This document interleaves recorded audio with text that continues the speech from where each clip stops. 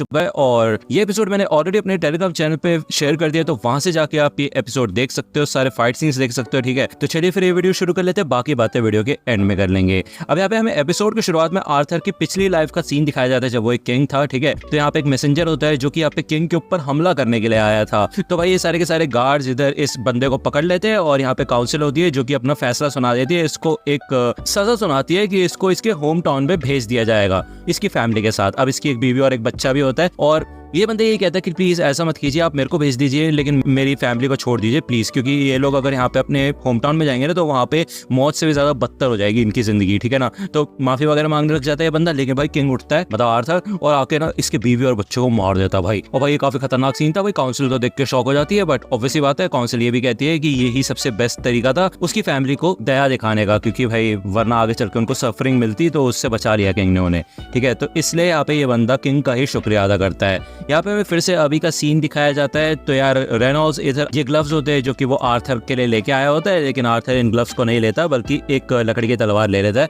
ये दोनों यहाँ पे प्रैक्टिस करना शुरू करते हैं। अब ये दोनों ही अपनी अपनी एनर्जी लगाते हैं इन लकड़ी के टूल्स में। भले यहाँ पे आर्थर तो भाई अपनी एनर्जी लगाता है तो रेनॉल्ड्स थोड़ा शॉक हो जाता है। आर्थर आगे बढ़ता है और भाई रेनॉल्ड्स के इस लकड़ी को तोड़ देता है। भाई ये नॉर्मल लकड़ी होती है लेकिन इसके अंदर बस ये अपनी एनर्जी वगैरह डाल देते हैं, बस प्रैक्टिस कर रहे होते हैं ये लोग। ठीक है ना, लेकिन इससे यहाँ पे आर्थर की जो ताकत होती है वो प्रूव हो जाती है रेनॉल्ड्स को। तो यहाँ पे वो एलिस से ही कहते हैं कि हमें यहाँ पे उसके लिए एक टीचर ढूंढना चाहिए, एक प्रोफेशनल जो कि उसको ठीक से ट्रेन कर पाए। लेकिन एलिस को ये बात बिल्कुल भी पसंद नहीं आती, क्योंकि ऑब्वियसली बात है वो सिर्फ 4 साल का है यार और वो अपने आप से उसको दूर नहीं भेज सकती। और वैसे रेनॉल्ड्स ने कहा था कि वो खुद सिखा देगा आर्थर को, लेकिन यार ऑब्वियसली बात है कि अब आर्थर का जो टैलेंट है वो बहुत ज्यादा तगड़ा है इतनी सी एज में। ओके, जिस वजह से यहाँ पे उसको एक प्रोफेशनल टीचर की जरूरत पड़ेगी। अब ये दोनों तो बहस करने लग जाते हैं कि हमें भेजना चाहिए या नहीं भेजना चाहिए। एलिस तो इस चीज के खिलाफ होती है कि आर्थर को कहीं भी भेजा जाए इतनी छोटी एज में। ओके, तो रेनॉल्ड्स यही कहता है कि मैं उसके फ्यूचर के लिए कह रहा हूँ। तो यार एलिस कहती है कि तुम तो ऐसे कह रहे हो जैसे कि प्रेजेंट मैटर ही नहीं करता, कि तुम अपने छोटे बच्चे के साथ रहना नहीं चाहते। तो ये दोनों यहाँ पे इस बात पे बहसबाजी करने लग जाते हैं। तो आर्थर एक सोल्यूशन निकालता है, वो कहता है मैं तीसरा ही ऑप्शन दे देता हूँ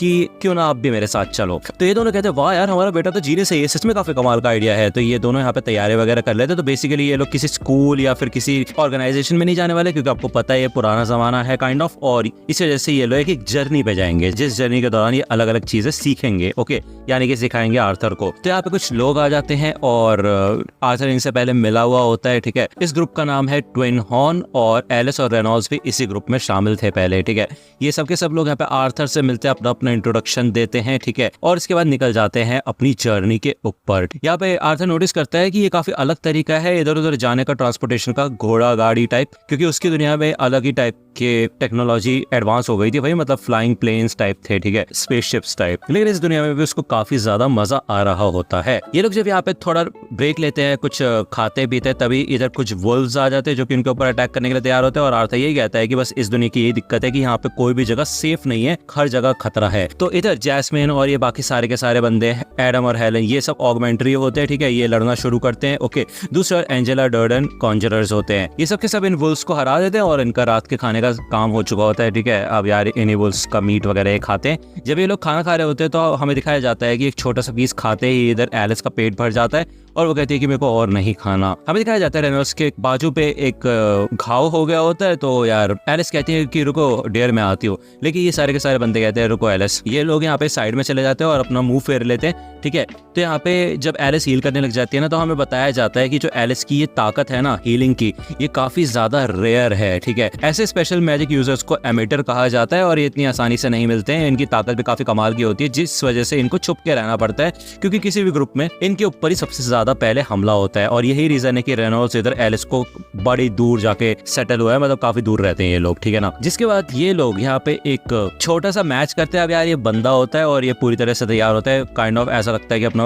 ऑल देने वाला है ये। तो आर्थर मन में सोचता है कि भाई ये लोग भूल गए कि मैं 4 साल का ही हूँ और ये बंदा अपनी पूरी ताकत से लड़ने के लिए तैयार है। तो यार वो लड़ने के लिए तैयार होता है। ये एनर्जी वो अपनी तलवार में लेके आता है, मतलब लकड़ी की होती है, और अपने पैरों में भी वो एनर्जी लेके आता है। वो यहाँ पे काफी कमाल का अटैक्स करना शुरू करता है, जिस वजह से यहाँ पे ये बंदा भी सीरियस हो जाता है, जिससे यहाँ पे आर्थर भाई दूर उड़ जाता है। तो यार एलिस डर जाती है, लेकिन यहाँ पे एक मैजिक यूजर होती है जो कि आर्थर को बचा लेती है। और ये सारे बंदे इस बंदे को डांटने लग जाते हैं, भाई पागल है क्या तू, भूल गया कि वो बच्चा है। तो ये बंदा कहता है भाई बच्चा अच्छा नहीं, मॉन्स्टर है वो एक नंबर का, किस तरीके की ट्रेनिंग दी है इसको?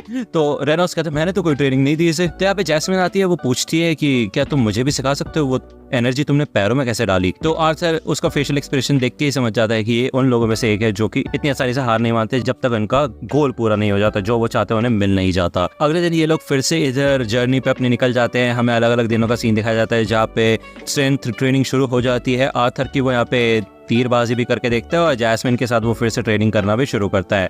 हमें यहाँ पे रात का सीन दिखाया जाता है, रात में भी जैस्मिन उसके साथ ही होते हैं। अगले दिन वो उसके बर्थडे के टाइम पे उसको एक चाकू टाइप देती है गिफ्ट के तौर पे, और ये सब के सब लोग थोड़ा शौक होते हैं क्योंकि जैस्मिन अक्सर ज़्यादातर लोगों से इतना घुलती मिलती नहीं है, लेकिन ऑब्वियसली बात है इधर आर्थर क्यूट है ऐसा कहती है एलिस, तो इसी वजह से शायद वो ऐसा कर रही है। ठीक है, अरे भाई यहाँ पे इन लोगों का चलने का समय हो चुका होता है, जैसे ये लोग यहाँ से जाने वाले होते हैं तभी इधर एलिस को थोड़ा अजीब सा महसूस होता है, वॉमिट जैसा।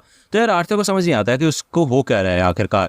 ये लोग जब अपने रास्ते पे निकल जाते हैं ना, तभी यहाँ पे इनकी गाड़ी रुक जाती है और आगे से आ जाते हैं लुटेरे गुंडे वगैरह। ठीक है, ये सबके सब लोग यहाँ पे लड़ने के लिए तैयार हो जाते हैं इन लोगों से। ओके, आर्थर समझ जाता है कि ऐसे खचरे लोग ना हर दुनिया के अंदर शामिल होते हैं। अब इनका एक लीडर टाइप भी होता है जो कि इनके ऊपर हमला करने का ऑर्डर दे रहा होता है। अब ऑब्वियसली बात है ये सारे के सारे जो ये बंदे हैं ना इनकी टीम के, ये काफी ताकतवर है और काफी कमाल के हैं, लेकिन दिक्कत ये है कि जो लुटेरे हैं इनका नंबर ज्यादा है, काफी ज्यादा है। ओके, यहाँ पे रेनॉल्ड्स की तो बात लग जाती है, तो यार आर्थर भी यहाँ पे लड़ने के लिए आता है, लेकिन रेनॉल्ड्स उसको रोक देता है और वो कहता है कि अपनी मॉम को लेके जाओ। तो यार आर्थर यही कहता है कि मेरे अंदर भी ताकत है, मैं भी लड़ सकता हूँ। तो रेनॉल्ड्स कहता है कि यही ताकत का इस्तेमाल करो अपनी मॉम को बचाने के लिए, क्योंकि तुम्हारे मॉम के पेट में एक बेबी है। हाँ आर्थर, तुम एक बड़े भाई बनने वाले हो।